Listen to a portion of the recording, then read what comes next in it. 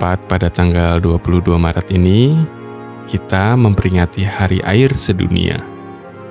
Peringatan ini lahir dari sebuah krisis dan ironi yang sangat mematikan. Bumi kita ini 70%-nya tertutup oleh air. Air ada di mana-mana. Tapi, catatan resmi dari Organisasi Kesehatan Dunia atau WHO menunjukkan fakta yang mengerikan. Setiap tahun, ada 1,4 juta orang meninggal dunia akibat krisis air bersih dan sanitasi. Dari jumlah itu, hampir 400.000 korbannya adalah anak-anak balita. Saat ini, masih ada 2,2 miliar manusia yang hidup tanpa akses air minum yang aman. Mereka mati kehausan dan penyakitan di tengah planet yang penuh air. Karena air itu tidak pernah sampai membasahi tenggorokan mereka. Air baru punya nilai kehidupan kalau dia bersih, mengalir, dan diminum.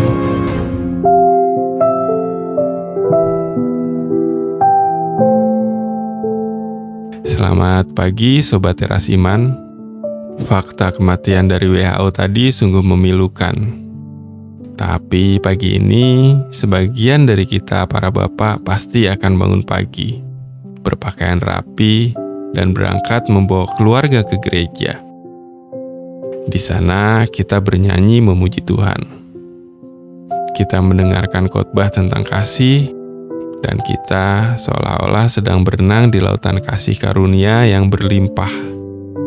Kita merasa aman, tapi hati-hati sobat.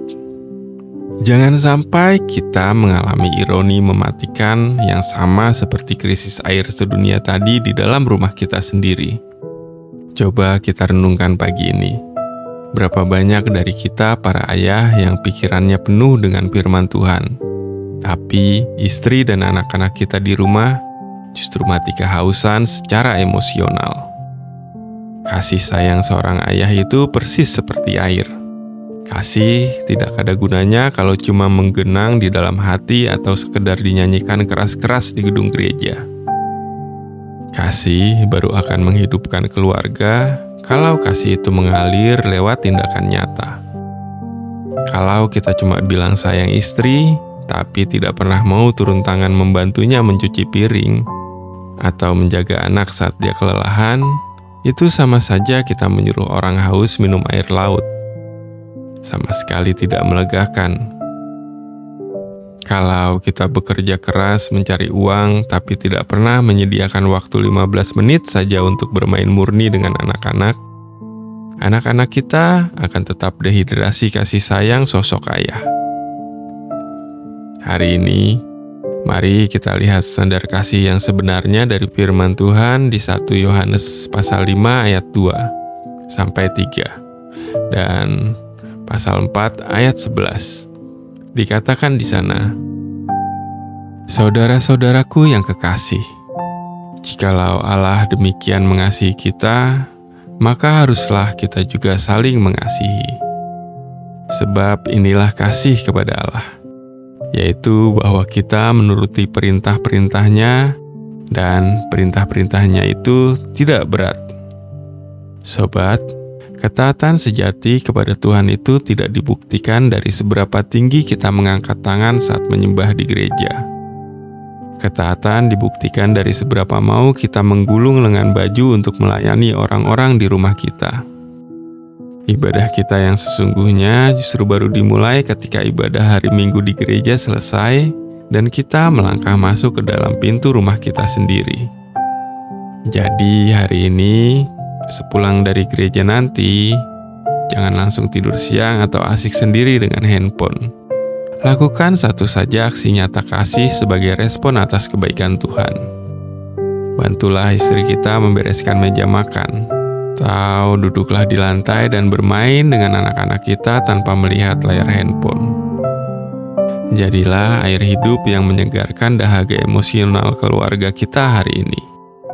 Buktikan bahwa kasih Tuhan yang kita terima di gereja benar-benar mengalir deras di rumah tangga kita. Mari kita berdoa sebelum kita beribadah hari ini.